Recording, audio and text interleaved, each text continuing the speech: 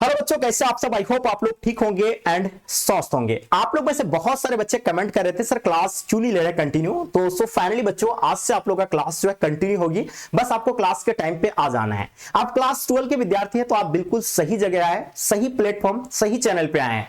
क्योंकि हमारी ये चैनल जो है लगभग 7 से 8 साल तक हम लोग जो है ऑफलाइन ऑनलाइन हम लोग पढ़ा रहे हैं, जहां से बच्चे डिस्ट्रिक्ट टॉपर, स्टेट टॉपर भी रहे। आप खुद जाकर के चैनल पे देख सकते हैं। बिल्कुल आपको फ्री ऑफ मतलब फ्री एजुकेशन आपको दी जा रही है इस चैनल के माध्यम से, जहां आप बेस्ट आर्ट्स के लिए बेस्ट तैयारी कर सकते हैं और बिल्कुल फ्री में। तो बिल्कुल आप निश्चिंत हो जाइए, अभी आप चैनल को सब्सक्राइब कर लें एंड साथ में अपने दोस्तों को भी बताएंगे, है ना, बोर्ड एग्जाम स्टडी चैनल के बारे में कि जब फ्री में एजुकेशन देते हैं और बहुत बेस्ट रिजल्ट रहते हैं। तो बिल्कुल आप तैयार हो जाइए, आप लोग बिल्कुल निश्चिंत हो जाइए अपने तैयारी को लेकर के। काफी बच्चे चिंतित हो रहे थे कि सर हम लोग तैयारी कहां से करेंगे। तो बिल्कुल धीरे रहिए, आपको जो है हमारे द्वारा अलग अलग फैकल्टी के द्वारा आपको अलग अलग सब्जेक्ट का जो है आपको है ना पढ़ाया जाएगा। बिल्कुल आप क्या करेंगे, सबसे पहले आप लोग व्हाट्सएप ग्रुप में अगर जो बच्चे नहीं जुड़े तो व्हाट्सएप ग्रुप में आप लोग पहले जुड़ जाइए, है ना। इस नंबर पे आप लोग जो है क्या मैसेज करेंगे 9162055090, इस पर आपको मैसेज करना है ना, कि मुझे ग्रुप में जोड़ना है। तो आपको एक लिंक मिलेगा, उस लिंक के माध्यम से आप ग्रुप में जुड़ जाइए, ठीक है। चलिए तो देखिए हम लोग पहले सबसे पहले आप मुद्दे पे आते हैं कि आज आप लोग का क्लास 12 का हिस्ट्री का पहला क्लास है ना। अब हम लोग पहला क्लास में पहला चैप्टर को पढ़ेंगे और बहुत अच्छे से पढ़ेंगे, जिसका नाम क्या भाई, चैप्टर का नाम पहले समझ आइए। चैप्टर का नाम है ईंटें, मनके तथा अस्थियां, है ना। अब इस चैप्टर में हम लोग बिल्कुल कहानी की तरह, स्टोरी की तरह समझेंगे। जैसे मूवी आप लोग नहीं देखते हैं, मूवी में जैसे हम लोग कोई मूवी देख लेते हैं तो हमको भूलते नहीं है, उसी तरह से हम लोग इस स्टोरी में एकदम बिल्कुल कहानी के तौर पर हम लोग जो है हिस्ट्री को अच्छे से पढ़ेंगे, बिल्कुल भी नहीं भूलेंगे, ठीक है। तो देखिए चलिए थोड़ा सा हम लोग पहले इसका बुक के बारे में बात करेंगे, जो आपका क्लास 12 हिस्ट्री में जो है ना, जो हिस्ट्री आपका जो हिस्ट्री है उसमें उसका सिलेबस में आपका कितना बुक है पहले उसको हम लोग देखते हैं अच्छे से। देखिए आपका 3 बुक एनसीईआरटी, आपका एनसीईआरटी का 3 बुक है, जो कि है ना क्या है, भारतीय इतिहास के कुछ है, भारतीय इतिहास के कुछ विषय, उसके बाद भारतीय इतिहास के कुछ विषय भाग 2, भाग 1, भाग 2, भाग 3। तो ये आपका 3 बुक होगा, जिसमें टोटल अगर चैप्टर की अगर बात करें भाई तो इसमें 15 आपको चैप्टर पढ़ना पड़ेगा, ठीक है। अगर आप बिहार बोर्ड से तो आपको 15 चैप्टर पढ़ना है, क्योंकि एक भी चैप्टर को यहां से हटाया नहीं गया है। अगर आप अदर बोर्ड से हैं तो आपको लगभग 12 चैप्टर पढ़ना पड़ेगा, इसमें से 3 चैप्टर को हटा दिया गया है। तो बिल्कुल निश्चिंत रहिए, आपको हम बता देंगे कौन कौन सा चैप्टर आपके लिए है ना पढ़ना पड़ेगा। लेकिन अगर बिहार बोर्ड से तो आपको सारा का सारा चैप्टर पढ़ना है, बिल्कुल आपको एक भी चैप्टर को छोड़ना नहीं है, ठीक है। तो देखिए इसमें इसका आपका पहला भाग जो है ना, पहला बुक का हम लोग पहला चैप्टर को पढ़ेंगे आज, जिसका नाम क्या मैंने बताया, ईंटें, मनके तथा अस्थियां, ठीक है। बिल्कुल अच्छे से पढ़ने वाले हैं। तो चलिए हम लोग देखिए क्या क्या टॉपिक को हम लोग पढ़ेंगे, ठीक है। चलिए देखिए सबसे पहले हम लोग ईंटें, मनके तथा अस्थियां को समझते हैं कि ईंटें, मनके है क्या। ईंटें मतलब समझ रहे हैं, जो ईंट हम लोग जो घर बनाते हैं, जिससे मकान बनाते हैं, इसको ईंट बोलते हैं। उसके बाद क्या, मनके, मनके मतलब समझ रहे हैं माला, मोती, या हम लोग बात करें क्या आपका नहीं, अस्थियां, अस्थियां मतलब हड्डी, है ना। तो इस चैप्टर में यानी हड़प्पा सभ्यता के बारे में हम लोग इसमें स्टडी करेंगे।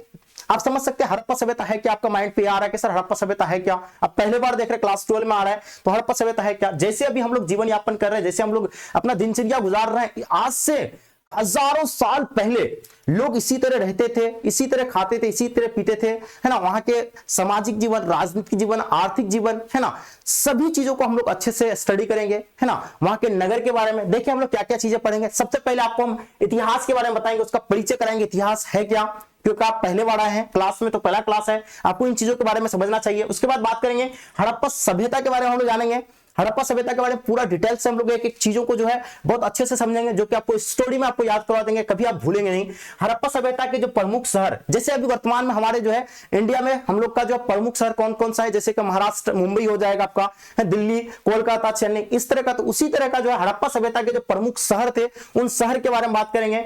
वहां से जो वस्तुएं प्राप्त होती थी, मतलब वहां के जो प्रमुख वस्तुएं थे, या जो वस्तुएं वहां से प्राप्त हुआ था, खुदाई में जो प्राप्त हुई, उन सब चीजों के बारे में हम लोग स्टडी करेंगे। अब देखिए ये आप समझ रहे क्या, ये हड़प्पा सभ्यता के बारे में आखिर पता कैसे चला। तो भाई याद रखिएगा, जब कराची से लाहौर में रेल लाइन का जो पटरी बिछाया जा रहा था, तब उसको कुछ अवशेष मिला, जो बहुत सारे जो अलग अलग वैज्ञानिक थे उन लोगों को अवशेष मिला। तो 1921 में, है ना, दयाराम साहनी है ना, वैज्ञानिक थे जो 1921 में, है ना, दयाराम साहनी को आपको बता देते हैं। दयाराम साहनी को क्या कुछ अवशेष मिला, कहां पे, हड़प्पा स्थल पे। कहां पे आपको याद रखना है, हड़प्पा नामक स्थल पे, है ना, मिला किसका, यानी कुछ अवशेष मिला कब, 1921 में। और इसका खोज जो किया था पहले दयाराम साहनी ने किया था। ठीक है। तब हम लोग इसके बारे में हम लोग अच्छे से आगे हम लोग अध्ययन बातें करेंगे। पहले हम लोग क्या बता दें आपको कि क्या क्या चीजें हम लोग पढ़ेंगे इसमें। हड़प्पा सभ्यता के नगर के बारे में, कि नगर जो है किस तरह का हुआ करता था वहां का, ठीक है। उसके बाद हड़प्पा सभ्यता का इतनी बड़ी सभ्यता, उसका अंत कैसे हो गया भाई, तो इन सब चीजों को बहुत अच्छे से बारीकी से हम लोग समझेंगे। तो चलिए हम लोग पहले देखते हैं, आपको पहले क्या कराएंगे, हिस्ट्री से परिचय कराएंगे, क्योंकि आपका सब्जेक्ट भाई हिस्ट्री है। तो आपको ऑब्वियसली क्वेश्चन पूछेंगे कि आप तो क्लास 12 में आ गए हैं, आपका हिस्ट्री सब्जेक्ट है, ये बताइए। तो आपका दोस्त या आपका है ना, बहुत सारे जो आपके सीनियर वगैरह पूछ लेते कभी आपसे कि हिस्ट्री का पिता किसे कहते हैं, हिस्ट्री है क्या, तो आप जो है ना बिल्कुल नहीं जानते, तो आप कैसे जवाब दीजिएगा, तो आप क्या मूर्ख बन जाते हैं। तो आपको मूर्ख नहीं बनना, आपको ऐसे बता देंगे कि आपको एकदम बिल्कुल याद रहेगा, ठीक है। आप है ना हिस्ट्री के बारे में आपसे पूछेंगे कि हिस्ट्री का पिता किसे कहते हैं, है ना। तो याद रखिएगा हिस्ट्री का पिता किसे कहा जाता है, हेरोडोटस को हिस्ट्री का पिता कहा जाता है। याद रखिए क्या रहेंगे, हिस्ट्री का पिता किसको कहते हैं, हेरोडोटस को कहते हैं। उसके बाद बात करें, हिस्टोरी जो शब्द है ना, ये क्या ग्रीक शब्द से बना है। जैसे हम लोग हिंदी शब्द है ना, मतलब हिंदी भाषा है, उसके बाद आपका जो है क्या हिंदी भाषा, अंग्रेजी भाषा, तेलुगु, इसी तरह का जो है क्या ये ग्रीक शब्द से क्या बना है, हिस्टोरी बना है ना। अब देखिए हिस्टोरी हिस्टोरिया से लिया गया है, ग्रीक शब्द से हिस्टोरिया से इसको लिया गया है ना। अब देखिए जिसका मतलब क्या होता है, हिस्टोरिया का मतलब क्या होता है भाई, पूछताछ, है ना, पूछताछ या जांच करना। अब हिस्टोरिया इतिहास मतलब हिस्ट्री समझ रहे हैं। अगर किसी के बारे में हम लोग इतिहास लिखते हैं, जैसे कि मान लीजिए इतिहास हम लोग को अशोक के बारे में हम लोग इतिहास लिखा, बहुत सारे जो है ना राइटर जो है इतिहास लिखे अशोक के बारे में, तो उसका क्या, अशोक है कौन, उसके बारे में पूछताछ किया, उसका साक्ष्य को ढूंढा, ठीक है। तो उसी को हम लोग क्या कहते हैं भाई, हिस्टोरी कहते हैं। समझ रहे बात को, उसी को हम लोग क्या जांच के माध्यम से जो है जांच किया जाता है, उससे पूछताछ करके तो हिस्ट्री लिखा जाता है। किसी भी व्यक्ति या सबसे पहले पूछते हैं, जांच करते हैं, है ना, तब तो हिस्ट्री लिखते हैं। तो हिस्टोरी शब्द क्या है, ग्रीक शब्द से बना है, और ये किससे लिया गया, हिस्टोरिया से लिया गया है। जिसका मतलब क्या होता है, जिसका मतलब ये होता है पूछताछ या जांच करना होता है। हिस्टोरिया का मतलब, मुझे लगता है कि आप ये चीजें समझ में आ गया आपको, ठीक है, हो गया। अब आगे देखते हैं इतिहास का मतलब क्या होता है। सीधी सीधी बात, यानी हिस्ट्री किसे कहते हैं, इतिहास किसे कहते हैं, तो बीती हुई कहानी को इतिहास कहते हैं, है ना, बीती हुई कहानी को। अब फॉर एग्जांपल के तौर पर जैसे अभी हम लोग, मैं आपको अभी पढ़ा रहा हूं, है ना, ये कुछ साल या कुछ महीना के बाद ये क्या बन जाएगा, एक कहानी बन जाएगा। अगर कोई कहानी लिखना चाहेगा, है ना, तो बिल्कुल अगर इसका साक्ष्य रखना चाहेगा तो ये क्या बन जाएगा, कहानी बन जाएगा। जैसे ये वीडियो रिकॉर्डेड रहेगा तो ये भी क्या हो जाएगा, मेरा इतिहास ही ना हो जाएगा जी। अब देखिए, तो ये बीती हुई कहानी को, बीती हुई घटनाओं का समय के अनुसार लिखा गया विवरण, समझ रहे हैं, बीती हुई समय के अनुसार जो लिखा गया विवरण है ना, घटनाओं का विवरण है, इसी को हम लोग क्या कहते हैं भाई, इतिहास कहते हैं। और हम लोग आसान भाषा में समझते हैं, इतिहास उस समय और घटनाओं का अध्ययन है जो पहले हो चुकी है ना, जो आज से कुछ साल पहले हो चुकी है ना, तो हम लोग उसी को क्या कहते हैं भाई, इतिहास कहते हैं। अब देखिए ये अतीत के घटनाओं या पिछले पहले की बात कर रहा है, अतीत के घटनाओं के लोगों और सभ्यताओं के बारे में जानकारी देता है, और इतिहास में ये समझाने में मदद करता है कि, है ना, पहले लोग कैसे रहते थे। समझ रहे, इतिहास का मतलब जब पहले लोग कैसे रहते थे, है ना, क्या करते थे, और उनके कार्यों का आज की दुनिया का क्या असर पड़ा है। अब फॉर एग्जाम्पल के तौर पर अब हम लोग अभी जो हम लोग हड़प्पा सभ्यता के बारे में पढ़ेंगे, तो हड़प्पा सभ्यता के बारे में क्या देखेंगे कि हड़प्पा सभ्यता में लोग जो कैसे रहते थे, कहां रहते थे, कैसे जीवन जीते थे, है ना, कैसे क्या खाते थे, इन सब चीजों के बारे में हम लोग तो स्टडी करेंगे। तो यही तो इतिहास है ना। अब देखिए इसी को क्या कहते हैं भाई, इतिहास कहते हैं, जो कि आप लोग बहुत आसानी से समझ गए होंगे। साधारण शब्दों में इतिहास का मतलब पुरानी घटनाओं और उनके बारे में जानकारी, इसी को हम लोग क्या कहते हैं भाई, इतिहास कहते हैं। तो बिल्कुल आपका इतिहास के बारे में आपका सारा डाउट क्लियर हो गया होगा। उम्मीद है कि आप लोग का ये डाउट क्लियर हो जाना चाहिए, क्योंकि इतने सिंपल और साधारण तरीका से मैंने आपको जो बताया कि बीती हुई घटनाओं को क्या कहते हैं भाई, इतिहास कहते हैं, है ना। बीती हुई समय को हम लोग क्या कहते हैं, इतिहास कहते हैं। ये भी आप समझ सकते हैं, है ना। अब ये किससे लिया गया, हिस्टोरिया से लिया गया, कौन सा शब्द से, तो ये ग्रीक शब्द से लिया गया है। तो ये सारा चीज आपका क्लियर हो गया। और यही जो है आप लोग देख पा रहे हैं, है ना, जिसको हम लोग क्या कहते हैं, हेरोडेटस। जो इतिहास का फादर कौन है भाई, हेरोडेटस है, जो आप लोग देख सकते हैं, इसका तस्वीर आपके सामने है। तो मुझे लगता है कि ये चीजें आपको बहुत आसानी से समझ में आ गया होगा। अब हम लोग चलते हैं आगे, हम लोग देखते हैं जो एक एक चीजों को आपको समझना है, ठीक है। अब हम लोग क्या करेंगे भाई, आपको यहां से आप स्टार्ट होता है, आपका क्या बुक से स्टार्ट होता है, जो आपका पहला चैप्टर हिस्ट्री का जो पहला चैप्टर है, यहां से आपका इतिहास शुरू होता है, ठीक है। जो आपका क्या होगा, हड़प्पा सभ्यता या सिंधु घाटी सभ्यता, यानी हड़प्पा सभ्यता को ही सिंधु घाटी सभ्यता कहा जाता है। आप लोगों को बहुत सारे ऐसे क्वेश्चन देखने को मिलेंगे, हड़प्पा सभ्यता का खोज कब हुआ, या आपको कभी क्या हम देखने को मिलेंगे सिंधु घाटी सभ्यता का खोज कब हुआ।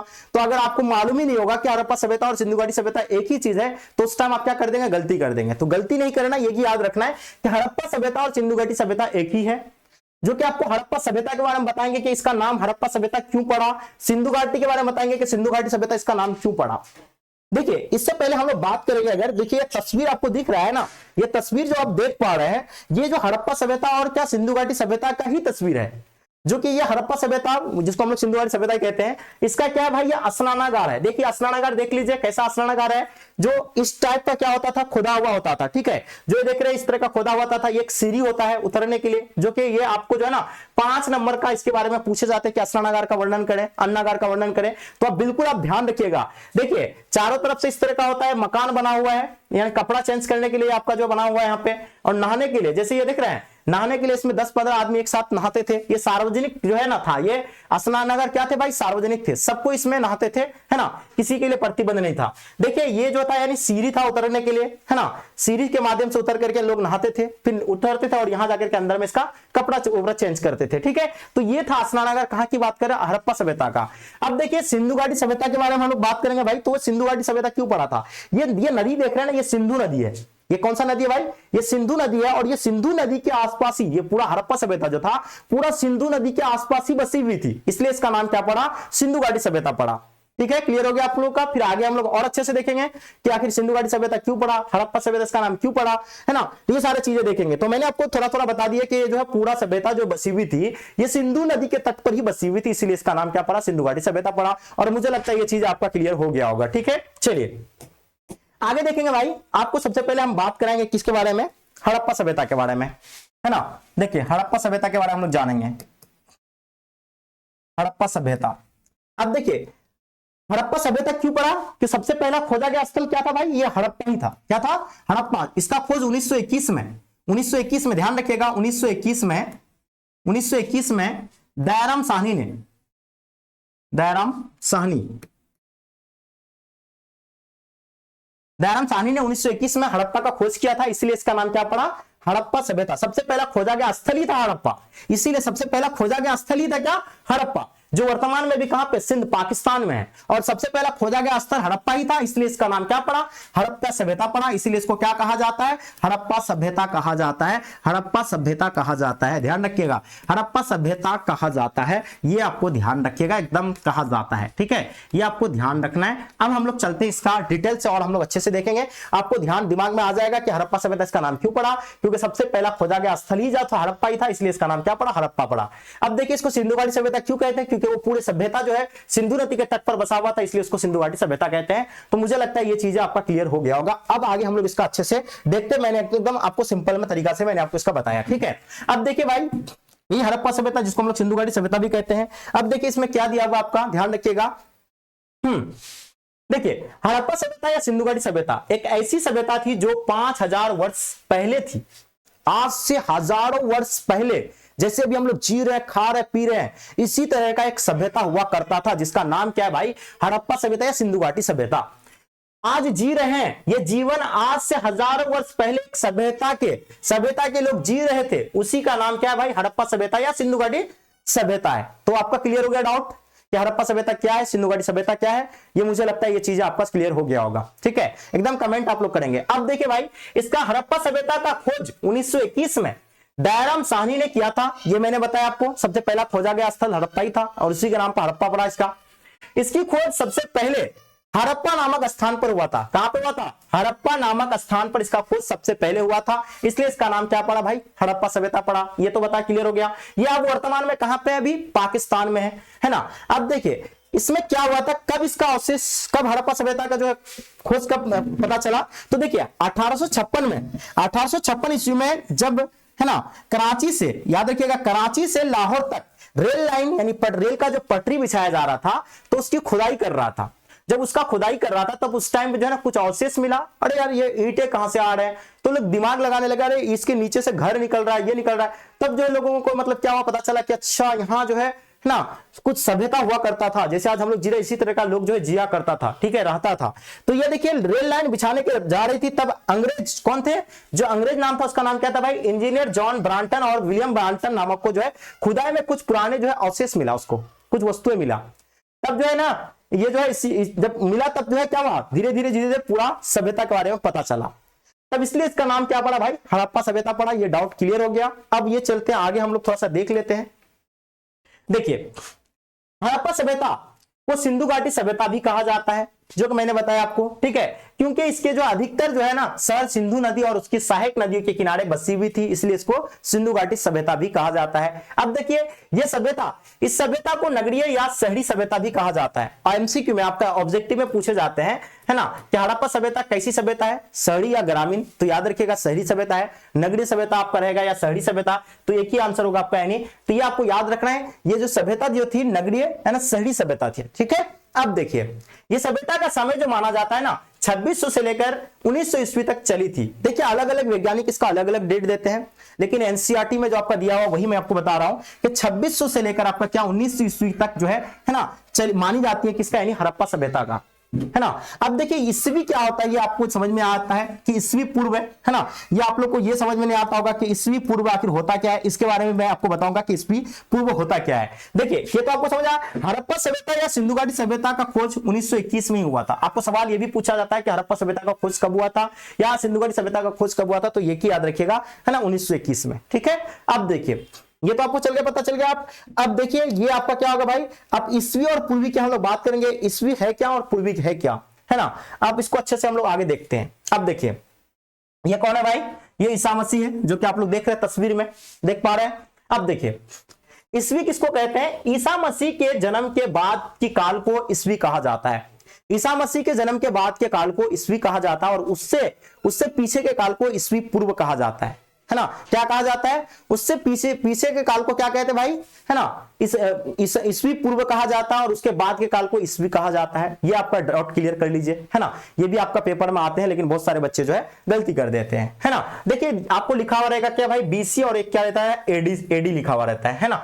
यानी बीसी मतलब पीछे की बात, है ना, बिफोर क्राइस्ट, है ना। ईस्वी एडी मतलब ईस्वी की बात हो रही है, जो हम लोग बात करेंगे ईसा मसीह के जन्म के बाद, एडी आपका, ठीक है, और बीसी यानी उससे पूर्व की बात हो रही है। तो ये चीज आपका क्लियर हो गया, ईस्वी भी आपका क्लियर हो गया मुझे लगता है, और है ना ईस्वी पूर्व भी आपका क्लियर हो गया होगा, ठीक है। तो ये छोटी छोटी पॉइंट है जो आपको याद रखना है, जो कि बहुत जरूरी आपके पेपर के लिए, है ना। बिल्कुल आपको एक एक क्वेश्चन को, आपको एक एक पॉइंट को अच्छे से समझना है, एकदम ध्यान से आपको समझना है।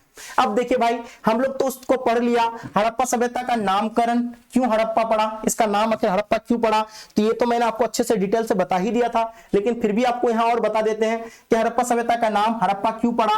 देखिए 1921 में सबसे पहले दयाराम साहनी ने हड़प्पा का खोज किया था। इस सभ्यता का जो है ना पहला खोजा गया शहर था, जो पहला खोजा गया शहर था उसका नाम क्या था भाई, वो हड़प्पा ही था, जो कि मैंने आपको पहले भी बता दिया था और अभी भी बता रहा हूं मैं, ठीक है, हड़प्पा ही था, है ना, जो कि यहां दिया हुआ है।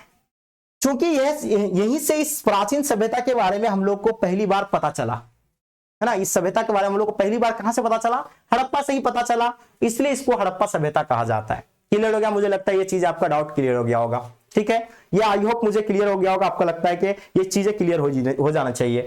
अब देखिए आगे हम लोग देखेंगे भाई आपका क्या दिया हुआ है।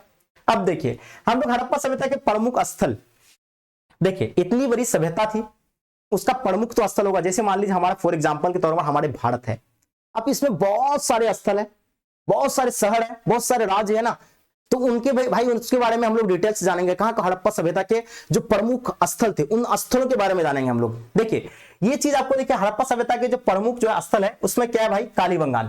कालीबंगान ये वर्तमान में कहां है, ये वर्तमान में राजस्थान में, अपना भारत के राजस्थान शहर में, ठीक है, राजस्थान में स्थित है, राजस्थान राज्य में। अब देखिए लोथल, रंगपुर, धौलावीरा, सुकोड्रा, ये सभी कहां है, ये सभी शहर के बारे में आपका एमसीक्यू में पूछे जाते हैं। क्या पूछे जाते हैं एमसीक्यू में, सवाल ये पूछे जाते हैं कि लोथल कहां पे स्थित है, रंगपुर कहां पे स्थित है, उसके बाद आपको पूछा जाएगा धौलावीरा कहां पे स्थित है, सुरकोटरा कहां पे स्थित है। तो याद रखिएगा इसका आंसर क्या होगा भाई, गुजरात हो जाएगा। ध्यान देंगे कहां पर, गुजरात होगा। अब देखिए आपसे सवाल यह भी रहता है कि बनवाली कहां पे स्थित है, तो याद रखिएगा हरियाणा में। राखीगिरी कहां पे स्थित है, यह भी आपका कहां पे, हरियाणा में। भगवानापुर के बारे में रहेगा तो यह भी आपका हरियाणा में। अब आपसे पूछा जाएगा कि हड़प्पा का है ना, हड़प्पा कहां पे स्थित है, तो याद रखिएगा हड़प्पा वर्तमान में कहां पे भाई, पंजाब, वर्तमान में पाकिस्तान में है। ठीक है, मोहनजोदड़ो के बारे में पूछे जाएंगे तो सिंध जो पाकिस्तान में। अब देखिए मोहनजोदड़ो का खोज कब हुआ है, 1922 में, है ना। किसके द्वारा खोजा गया था, राखालदास बनर्जी के द्वारा।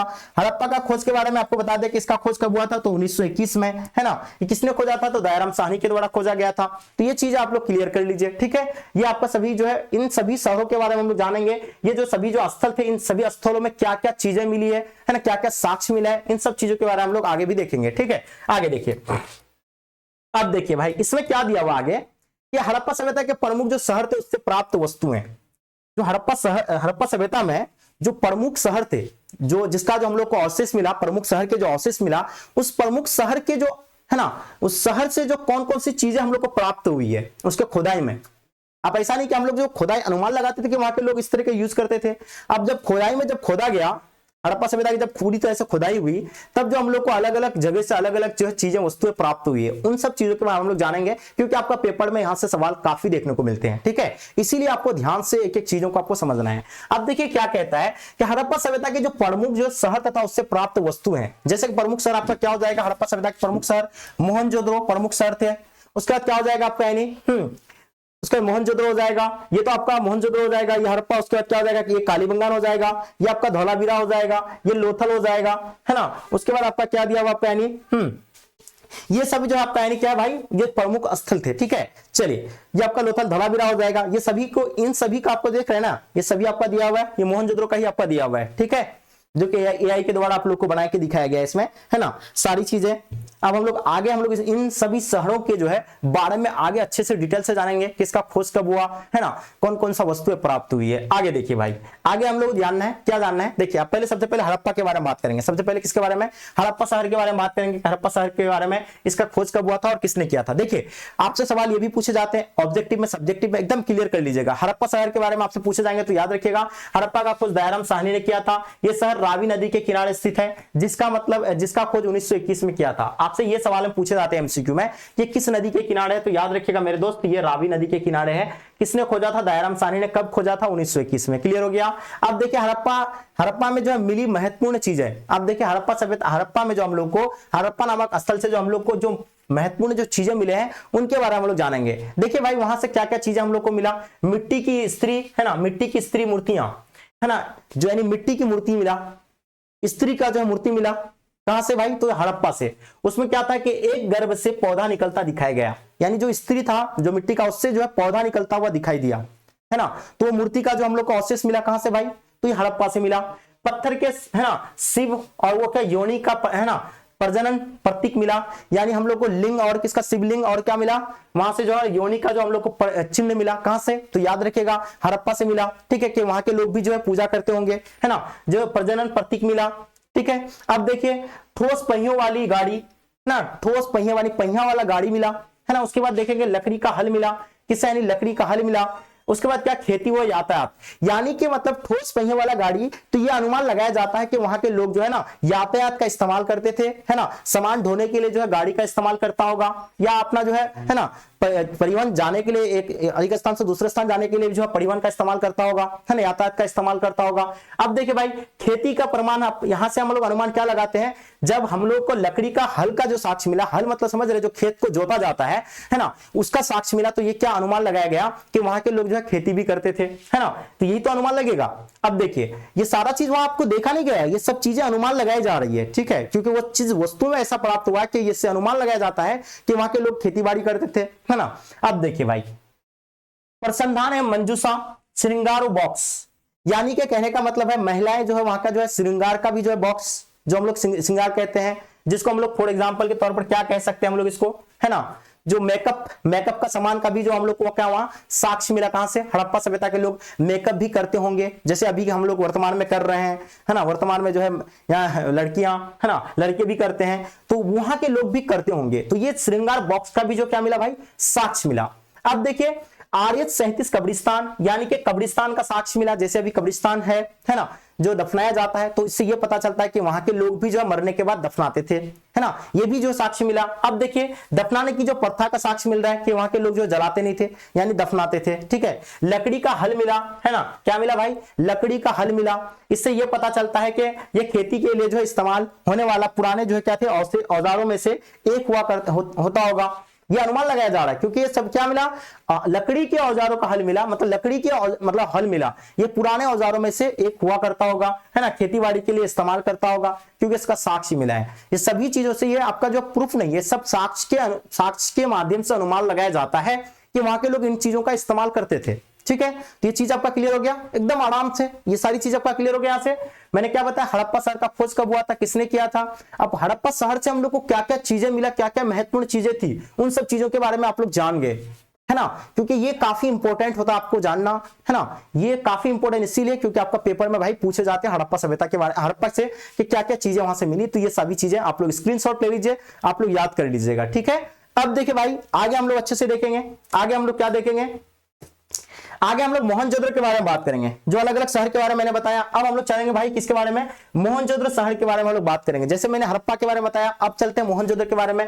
तो देखिए मोहनजोदड़ो सिंधी भाषा का शब्द है, मोहनजोदड़ो क्या है, सिंधी भाषा का शब्द है, जिसका अर्थ क्या होता है भाई, मृतकों का टीला होता है। जिसका अर्थ क्या होता है, मृतकों का टीला होता है ना। इसका खोज 1922 में किसके द्वारा किया गया था, राखालदास बनर्जी ने किया था, है ना, जो सिंधु नदी के किनारे जो है स्थित है। अब मोहनजोदड़ो के बारे में आपसे सवाल एमसीक्यू में पूछा जाएगा, इसका खोज कब हुआ था, तो आप बता दीजिएगा 1922 में। किसने किया था, राखालदास बनर्जी ने। किस नदी के किनारे है, तो सिंधु नदी के किनारे है भाई। और वर्तमान में ये कहां पे स्थित है, तो आप कहिएगा कि सर ये वर्तमान में अगर बात करें तो ये सिंध पाकिस्तान में स्थित है, ठीक है। तो याद रखिएगा, यहां से आपका एमसीक्यू में भर भर करके क्वेश्चन पूछे जाते हैं, जो कि इस चैप्टर से आपको 20 से 30 नंबर इस चैप्टर से आपको क्वेश्चन देखने को मिलेंगे 100% भाई। आप लोग इसलिए सीरियसली आपको अच्छे से देखना है।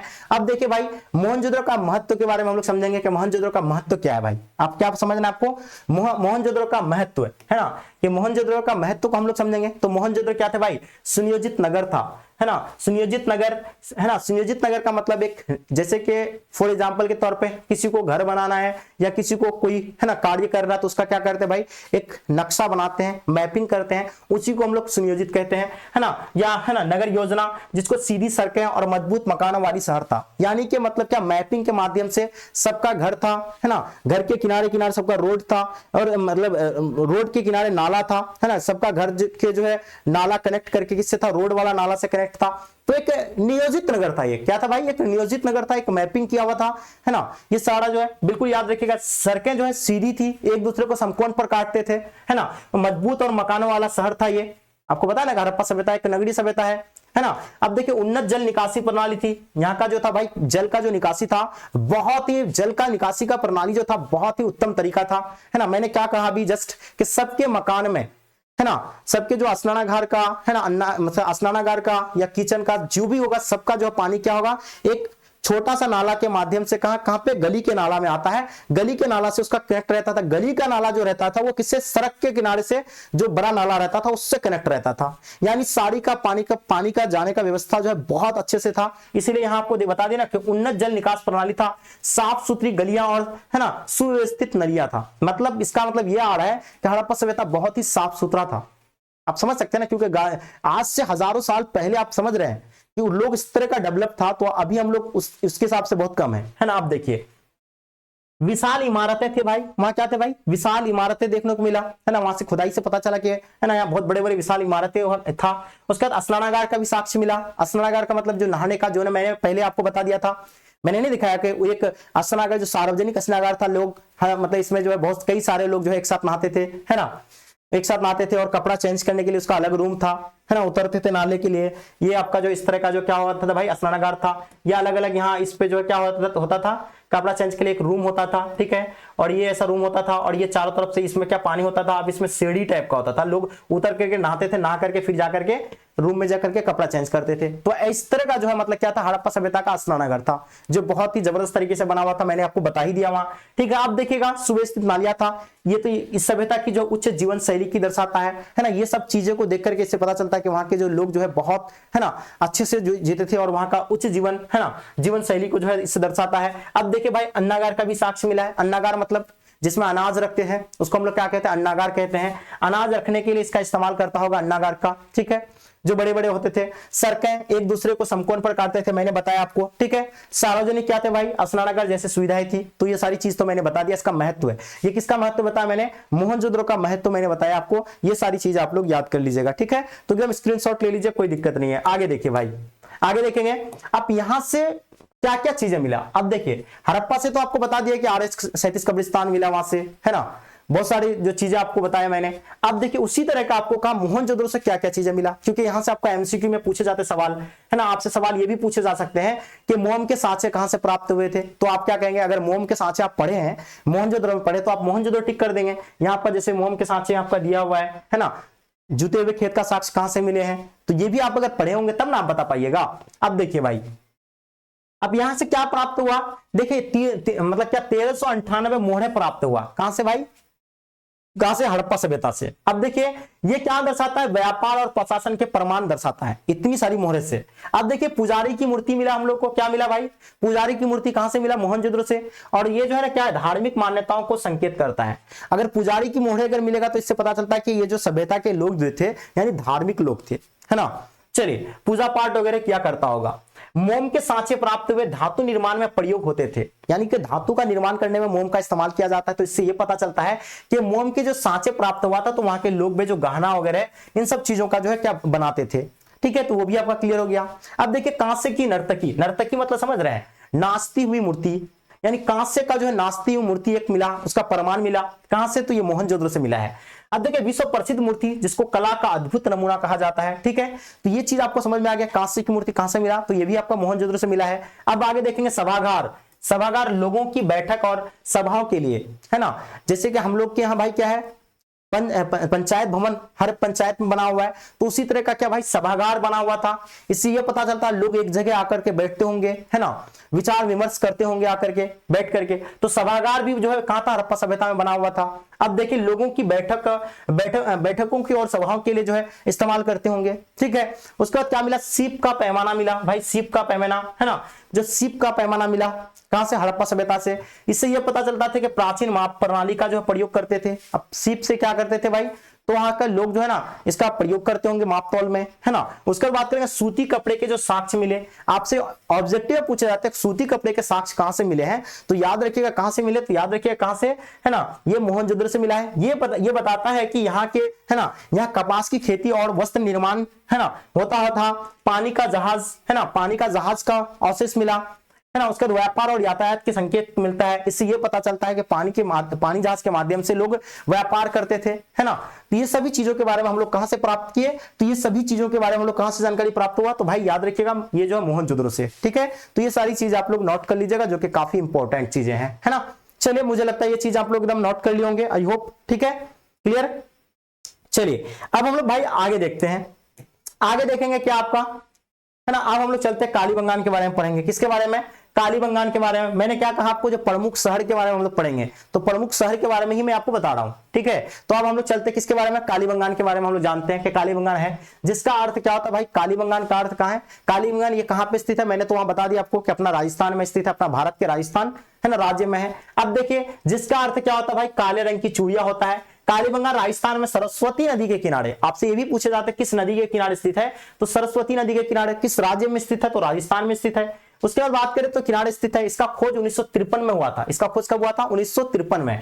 अब देखिए इसका खोज कौन किया था भाई, अमलानंद घोष। आपको क्या, अगर अमलानंद घोष ना दिखे तो आपको याद रखना ब्रज, है ना, ब्रजवासी लाल द्वारा किया था, ब्रजवासी लाल। अमलानंद घोष अगर नहीं दिखेंगे तो याद रखिएगा ब्रजवासी लाल द्वारा किया गया था। कालीबंगान सिंधी भाषा का शब्द है। कालीबंगान क्या है भाई, सिंधी भाषा का शब्द है, ये आपको याद रखना है, ठीक है। ये भी क्लियर हो गया आप लोगों का। कालीबंगान का अर्थ क्या होता है, काले रंग की चूड़िया होता है। ये कहां पे स्थित है, तो राजस्थान में। कौन सी नदी के किनारे, सरस्वती नदी के किनारे। इसका खोज कब हुआ था, 1953 में। किसने किया था, तो आपको बिल्कुल ब्रजवासी लाल घोष, या आपको यानी मैंने क्या बताया, अमलानंद घोष, या आपका ब्रजवासी लाल द्वारा इसका खोजा गया था। और ये किस भाषा का शब्द है, तो ये सिंधी भाषा का शब्द है। क्लियर हो गया आप लोग का। अब देखिए कि कालीबंगान से क्या क्या चीजें हम लोग को मिली है। अब देखिए भाई यहां से प्रमुख चीजें क्या मिला है, तो याद रखिएगा हल से जूते, है ना, हल से जूते खेत का प्रमाण मिला है। क्या मिला है भाई, कि हल से जुता हुआ क्या मिला है भाई, खेत का प्रमाण मिला है। इससे यह पता चलता है कि यहाँ के लोग जो है ना खेतीबाड़ी करते थे और हल जोतते थे, ठीक है। ये आप देखिए यहाँ आपका दिया हुआ है कृषि के निशान मिला है, तो इससे ये पता चलता है कि यहाँ लोग कृषि करते थे, कृषि करके जो अपना जीवन यापन करते थे। अब देखिए पहली बार हड़प्पा सभ्यताओं में जुतीवी के प्रमाण मिला है, ठीक है। उसका तांबे के औजार और आभूषण, तांबे के औजार और आभूषण ये सब क्या मिला है, डायरेक्ट देखने को नहीं मिला, ये अवशेष से पता अनुमान लगाया जाता है ना। क्या मिला, तांबे के औजार और आभूषण मिला है, आभूषण मतलब गहना वगैरह मिला है, ठीक है, तांबे का। उसका धातु विज्ञान में उन्नति दर्शाता है, इससे ये पता चलता है कि धातु विज्ञान में लोग काफी क्या थे भाई, उन्नति था, वहां के लोगों को जानकारी था इन चीजों के बारे में। अब देखिए ईंटों से बनी क्या थे भाई, अग्निकुंड, धार्मिक अनुष्ठानों का संकेत, इससे ये पता चलता है कि वहां के लोग धार्मिक थे, है ना, धार्मिक अनुष्ठान करते होंगे, क्योंकि वहां क्या मिला, ईंटे से बने जो है अग्निकुंड मिला है। अग्निकुंड और धार्मिक गतिविधियां, है ना, अग्निकुंड और क्या मिला, धार्मिक गतिविधियां मिला। यह दर्शाता है कि यहाँ के और यहाँ यज्ञ और अनुष्ठान होते थे, यहाँ के लोग यज्ञ भी करते होंगे, है ना, अनुष्ठान वगैरह भी करते होंगे। इन सब चीजों के प्रमाण से ये पता चलता है। अब देखिए भाई क्या दिया, मिट्टी की मोहरे प्राप्त हुआ है, यहाँ से क्या प्राप्त हुआ, मिट्टी की मोहरे भी प्राप्त हुई है। तो इससे ये पता चलता है कि यहाँ के लोग जो है व्यापार और प्रशासन का प्रमाण जो है, इससे मिट्टी की मोहरे से ये पता चलता है कि इसके बारे में प्रमाण मिलता है भाई, तो व्यापार और प्रशासन का जो प्रमाण मिलता है, ये पता चलता है कि यहाँ के लोग व्यापार भी करते थे, है ना। उसके बाद करते हैं भाई कालीबंगान हमें हड़प्पा सभ्यता के कृषि, देखिए कालीबंगान हमें जो क्या करता है, हड़प्पा सभ्यता के कृषि, धर्म, शिल्प और नगर नियोजन की जो है बारे में हम लोग को जो है, अब देखिए यहां पर दिया हुआ है, कट रहा है क्या, योजना को महत्वपूर्ण जो है झलक दर्शाता है। तो ये जो कालीबंगान क्या दर्शाता है, हड़प्पा सभ्यता की जो है कृषि, धार्मिक, है ना, इन सब चीजों के बारे में हम लोग को जो है जानकारी प्रदान करता है कि कहां के बारे में भाई, कालीबंगान दर्शाता है, कहां के बारे में, हड़प्पा सभ्यता के बारे में, ठीक है। एक बहुत बड़ी महत्वपूर्ण इसका झलक है जो इनके माध्यम से हम लोग हड़प्पा सभ्यता के बारे में, है ना, लगभग चीजें के बारे में हम लोग जानकारी पाए, ठीक है। तो कहां से भाई, तो ये हम लोग जो है कालीबंगान से। अब हम लोग आगे और देखते हैं जो आपका महत्वपूर्ण शहर है, जैसे कि आपका क्या दिया भाई, लोथल के बारे में हम लोग जानेंगे। लोथल है क्या, है ना, आपसे जब आप लोग हायर क्लास में जाइएगा तब जो है सवाल लगभग जो है आप लोग को यहाँ से, देखिए आपका बोर्ड एग्जाम के लिए तो इंपॉर्टेंट है ही है, जब आप कॉम्पिटिटिव एग्जाम वगैरह तैयारी करेंगे तो यहाँ से भी आपका भर भर करके सवाल देखने को मिलते हैं। अब देखिए भाई ये आपका क्या दिया हुआ है, लोथल, जो लोथल अक्सर लोग ना, लोथल जो है ना, लोथल से आपका एक सवाल जो है ना कॉमन हर जगह आपको देखने को मिलता है। बंदरगाह का साक्ष्य कहां से मिला है, तो यही लोथल से ही मिला है, याद रखिएगा। अब देखिए लोथल कहां पे है, तो भाई ये लोथल गुजरात में स्थित है, कहां पे स्थित है, गुजरात में स्थित है, और ये भगवा नदी के किनारे। इसका खोज 1957 में, इसका खोज कब हुआ था भाई, तो 1957 में एसएस राव के द्वारा, एसआर राव के द्वारा इसका खोज किया था, किसके द्वारा, एसआर राव के द्वारा इसका खोज किया गया था। अब यहां से जो प्रमुख जो है वस्तुएं मिला है उसमें से क्या है भाई, जैसे कि गोदी, है ना, गोदी डॉकयार्ड, जिसको हम लोग, मैंने क्या कहा आपको, प्राचीनतम बंदरगाह, यानी बंदरगाह का जो साक्ष्य मिला है जिससे समुद्री व्यापार के प्रमाण मिलता है, यानी बंदरगाह का साक्ष्य मिलता है। इससे यह पता चलता है कि वहां के लोग जो है पानी जहाज के माध्यम से जो है क्या करते थे, व्यापार करते थे। अरे बंदरगाह किसको कहते हैं, आप समझ रहे बंदरगाह ना, बंदरगाह मतलब ये मत समझ जाइए कि बंदर, जहां बंदर रहते उसको बंदरगाह कहते हैं, वो बेवकूफी वाला काम मत करना, है ना, क्योंकि हम लोग बचपन में गलती किया था मैंने, है ना, जब 3-4 क्लास में था, ठीक है। अब देखिए बात करेंगे भाई, तो प्राचीनतम बंदरगाह, बंदरगाह आपको समझ में आएगा, बंदरगाह किसको कहते हैं, जहां पानी जहाज वगैरह रुकती है उसको बंदरगाह कहते हैं, ठीक है, याद रखिएगा। अब देखिए ये जैसे रेलवे स्टेशन होता है, जहां रेल रुकती है रेलवे स्टेशन कहते हैं ना, उसी तरह आपका ये है, जहां बस रुकती है बस स्टैंड कहते हैं, उसी तरह जहां पानी जहाज वगैरह रुकती है उसको हम लोग बंदरगाह कहते हैं। अब ये बंदरगाह का भी साक्ष्य प्राप्त हुआ है, कहां से, लोथल से। अब ये पता चलता है कि यहाँ के लोग जो है ना इससे क्या करते थे, व्यापार करते होंगे, समझ में आ रहा है। अब देखिए वहां से क्या, मछली के पकड़ने के उपकरण, यहां पर ध्यान रखें, किस क्या पकड़ने के लिए, मछली पकड़ने का उपकरण जो भी प्राप्त हुआ है, कहां से, तो ये तो कहां से प्राप्त हुआ है, लोथल से। अब देखिए समुद्री और नदी व्यापार के प्रमाण मिला है भाई, मछली पकड़ने का उपकरण, इससे ये पता चलता है कि वहां के लोग जो है मछली भी पकड़ते होंगे। अब देखिए तांबे और औजार हथियार, तांबे के औजार और हथियार का भी साक्ष्य मिला है ना, धातु विज्ञान की उन्नति का दर्शाता है। अब देखिए भाई खेती के प्रमाण मिला है, खेती के प्रमाण मिला है, इससे ये पता चलता है खेती के प्रमाण से कि वहां के लोग जो है ना धान, जौ, गेहूं और कपास की खेती के साक्ष्य मिले हैं। इससे ये पता चलता है कि इन सब चीजों का जो है, इन सब फसलों का जो है खेती करते थे, कहां के लोग, तो याद रखिए हड़प्पा सभ्यता के लोग। और ये कहां से प्रमाण मिला है, तो याद रखिएगा ये कहां से, लोथल से मिला है, ठीक है। ये सारी चीजें आप लोग नोट कर लीजिएगा। अब देखिए भाई दफनाने की विधियां, अब क्या दर्शाता है भाई, दफनाने की विधियां, दफनाने की 2 विधियां। अब वहां के लोग कब्रों में जो है कंकाल पाए गए, जो अंतिम संस्कार की विधियां दर्शाता है ना। अब देखिए कब्र में जो है कंकाल भी मिला है, उसके बाद क्या मिला भाई, अंतिम संस्कार की विधियां को दर्शाता है, ठीक है। तो वहां के लोग, सबसे पहले तो ये पता चलता है कि वहां के लोग दफनाते थे। अब दफनाने का भी 2 विधियां पता चला है ना, कब्रों में जिसमें कंकाल पाया गया, है ना, उसके बाद क्या गया, अंतिम संस्कार का भी जो है विधियां को दर्शाता है, अंतिम संस्कार भी करते होंगे वहां। उसके बाद क्या, सिंदूर दान का भी क्या मिला भाई, प्रमाण मिला है। तो आज से 5000 साल पहले लोग जो है क्या सिंदूर का भी जो है साक्ष्य मिला है, कि इससे ये मतलब ये इससे पता चलता है कि वहां के लोग सिंदूर का भी इस्तेमाल करते थे, ठीक है, अपने जीवन में। ये महिलाओं के जो है सौंदर्य क्या था, यानी प्रसाधनों का जो है संकेत देता है कि वहां के महिलाएं भी जो है सिंदूर पहनते थे, जैसे अभी पहनते वर्तमान में हम लोग, है ना। तो उसी तरह जो है उस टाइम भी जो है लोग जो है सिंदूर का इस्तेमाल करते होंगे, ठीक है। तो ये सब चीजें आपको ओके समझ में आ गया होगा, ठीक है। बहुत ही सिंपल तरीके से आप इन चीजों को अच्छे से आपको समझना है, ओके। अब आगे देखिए भाई क्या है आपका, आगे देखिए। अब हम लोग, मैंने क्या बताया आपको, कालीबंगान के बारे में बता दिया, लोथल के बारे में बता दिया। अब चलते भाई ये चंद्ररुद्र के बारे में समझेंगे। किसके बारे में, चंद्ररुद्र के बारे में, कि चंद्ररुद्र से क्या क्या चीजें मिली है, ये क्या है इसका प्रमुख स्थल। अब इन सब चीजों को हम लोग समझेंगे। देखिए चंद्ररुद्र ये सिंध पाकिस्तान में स्थित है। इसका खोज 1931 में किसके द्वारा किया गया था, एनजी माजुमदार द्वारा, है ना, किया गया था, जो कि सिंधु नदी के किनारे स्थित है। ये किस नदी के किनारे स्थित है भाई, तो सिंधु नदी के किनारे। ये आपको ध्यान रखना है, आपसे सवाल ये पूछे जाते हैं कि चंद्ररुद्र का जो है ये कहां पे स्थित है, तो सिंध में, जो कि वर्तमान में पाकिस्तान में स्थित है। इसका खोज कब हुआ था चंद्ररुद्र का, तो 1931 में। किसने किया था, तो ये जो किया था एजी आपका एनजी माजुमदार के द्वारा किया गया था। आप ये किस नदी के किनारे स्थित है, तो याद रखिएगा सिंधु नदी के किनारे स्थित है, ये आपको ध्यान रखनी है।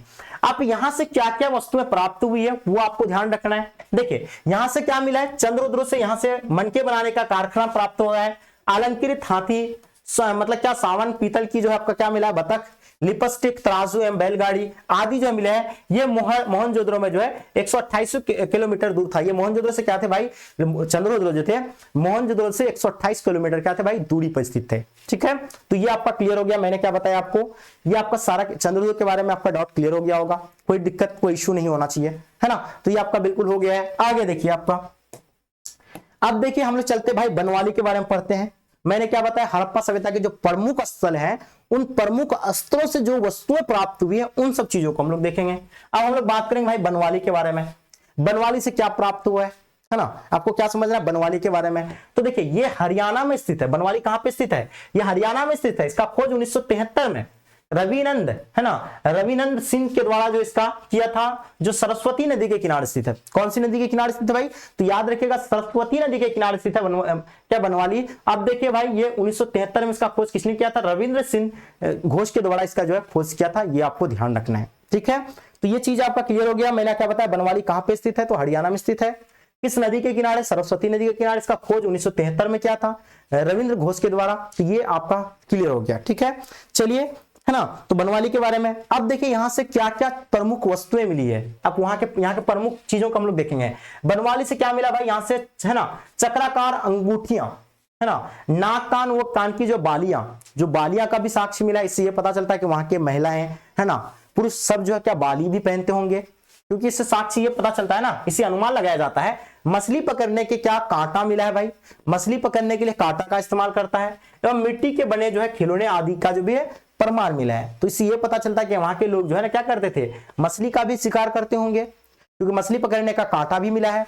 तो लोग वहां के मछली पकड़ करके जो है अपना व्यापार वगैरह भी करते होंगे। तो इन सब चीजों के बारे में हम लोग को कहां से पता चला भाई, तो हड़प्पा सभ्यता के जो है ना जो प्रमुख स्थल थे, उन प्रमुख स्थलों से हम लोग को पता चला। ये डाउट आपका क्लियर हो गया। सारी चीजें मैंने क्या बताया आपको कि हड़प्पा सभ्यता के जो है प्रमुख स्थल, जैसे कि बनवाली के बारे में मैंने बताया। अब देखिए भाई इसमें से प्रमुख जो था उन सब चीजों को हम लोग बता दिए।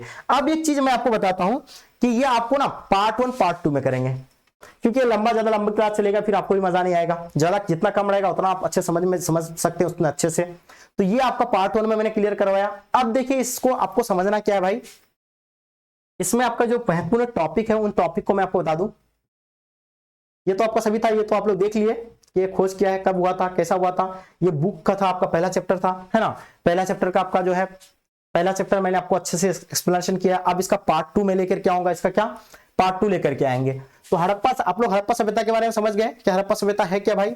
जैसे आज हम लोग जी रहे हैं, आज से हजारों साल पहले एक सभ्यता हुआ करता था, एक इसी तरह का जैसे हम लोग जी रहे हैं आज जीवन यापन कर रहे हैं, इसी तरह का जो लोग उस टाइम भी जीते थे, है ना, खाते पीते थे, कैसे रहते थे, है ना, क्या क्या चीजें इस्तेमाल करते थे, है ना, क्या क्या वहां के प्रमुख कौन कौन सा स्थल थे, उन सब चीजों के बारे में हम लोग स्टडी किए। किसके बारे में, हड़प्पा सभ्यता के बारे में, ठीक है। तो आगे भी हम लोग उसका सामाजिक जीवन देखेंगे, आर्थिक जीवन देखेंगे, वहां का नगर नियोजन देखेंगे कि नगर किस तरह का बना हुआ वहां का, है ना, सड़कें किस तरह बनी हुई थी, मोहनजोदड़ो वहां जो ईंटें बनी हुई थी, ईंटे का साइज कितना था, उन सब चीजों के बारे में हम लोग आगे के क्लास में देखेंगे, जो कि बहुत ज्यादा इंपॉर्टेंट है। आपको मैंने क्या बताया कि इस चैप्टर से बाबू आपको कोई नहीं बताएगा, इस चैप्टर से आपको 20 से 25 मार्क्स आपको जो है 100% आपको देखने को मिलता है। इसीलिए कोई भी बच्चे जो है ना क्लास को भाई स्किप नहीं करेंगे तो बेहतर होगा। क्लास को आप दोबारा फिर से कर लीजिए, इसका पार्ट 2 आप लोग जो है ना इंतजार कीजिए, इसका पार्ट टू आप लोग जितना जल्दी कमेंट ज्यादा बच्चे करेंगे है ना, आप लोग ज्यादा से ज्यादा लाइक कीजिए और कमेंट कीजिए। आप मैं समझ जाऊंगा कि आप लोगों को नीड है पार्ट 2 का, और मैं इसका पार्ट 2 बहुत जल्दी लेके आने वाले हैं, ठीक है। तो आई होप आपको ये चीजें समझ में आ गया है। आप एक चीज आपको बता दें कि आप लोग में से बहुत सारे बच्चे जिसकी तैयारी नहीं हो पाई है, आप लोग ये सोच रहे थे सर हमारी तैयारी कैसे करें, है ना। तो देखिए अलग अलग फैकल्टी के द्वारा जो हमारे एप्लीकेशन है, जो एप्लीकेशन का लिंक आपका डिस्क्रिप्शन में भी दिया हुआ है, कमेंट में भी दिया हुआ है, वहां से भी जाकर के आप जो है एप्लीकेशन को इंस्टॉल कर सकते हैं। जहां से एक हम लोग बैच लॉन्च किए है ना, जो आपका 2026 के बैच लिए है ना, कब 2026 के लिए एक नया बैच लॉन्च किए जिसका नाम क्या है भाई, टॉपर बैच। क्या है, टॉपर बैच। इसमें आपका लाइव क्लासेस चलेगा, क्या चलेगा इसमें आपका लाइव क्लासेस चलेगी, है ना। उसके बाद आपका क्या होगा भाई, रिकॉर्डेड क्लासेस चलेंगे, है ना, रिकॉर्डेड क्लास चलेंगे। उसके बाद आपको इसमें आपको क्या मिलेगा भाई, नोट्स मिलेंगे, जो स्पेशल नोट्स, टॉपर नोट्स मिलेंगे, है ना। आपको इसका टेस्ट लिया जाएगा इसमें, है ना, monthly test and weekly test आपका लिया जाएगा, है ना। उसके बाद आपका क्या मिलेंगे, पूरा आपको जो है कंटेंट मिलेंगे, बुक मिलेंगे, टेस्ट सीरीज मिलेंगे, important question, exam special tips, ये सारी चीजें आपको बताई जाएगी, है ना, तब एग्जाम के एंड में। और ये सारी चीज की आपको सुविधा जो आपका यानी टॉपर बैच 2026 वाला में आपको मिलने वाला है। तो जो बच्चे अभी तक नहीं लिए हैं, अभी बिल्कुल पूरी तरह से आपको ऑफर में दिया जा रहा है।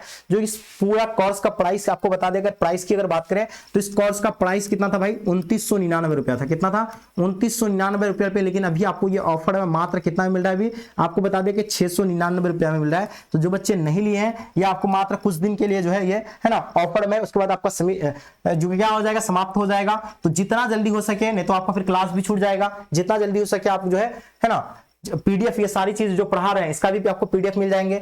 जो बच्चे लेना चाहेंगे, आपके लिए बहुत कम समय है, जो बच्चा लेना चाहेंगे आप ऐप को इंस्टॉल कीजिए। आपको कोई दिक्कत होता है तो इस नंबर पे आप लोग कांटेक्ट कर लीजिए, ठीक है। तो इस नंबर पे कांटेक्ट करेंगे तो आपको क्या मिल जाएगा भाई, है ना, 9162055090। इस नंबर पे कांटेक्ट कर लीजिए, आपको ज्यादा से ज्यादा जानकारी दी जाएगी। या आपको जो है ना पेमेंट वगैरह करने में कोई दिक्कत या किसी प्रकार का भी दिक्कत होगा तो आप इस नंबर पे कांटेक्ट कर लीजिएगा, आपको सारी चीजें बताई जाएगी। तो देखिए इतना कम अमाउंट में ये पूरा कोर्स आपको कंप्लीट करवाया जाएगा। तो मुझे लगता है, उम्मीद है कि आई होप आपको ये क्लास पसंद आया होगा। और प्लीज आप लोग ज्यादा से ज्यादा अपने दोस्तों के साथ शेयर करेंगे, है ना। और मुझे उम्मीद है कि आप लोग ज्यादा से ज्यादा शेयर भी कर देंगे अपने दोस्तों के साथ, ठीक है। तो आप लोग अगर शेयर नहीं किए हैं तो सबसे पहले आप लोग क्या करेंगे भाई, शेयर कर दें, है ना, क्या कर देंगे, शेयर कर देंगे। और जो सब्सक्राइब नहीं किए सब्सक्राइब कर लें, ठीक है। चलिए बच्चों, मिलते हैं फिर अगले क्लास में हम लोग, और यहीं तक इस क्लास को एंड करते हैं। जब तक के लिए जय हिंद, जय भारत, लव यू ऑल।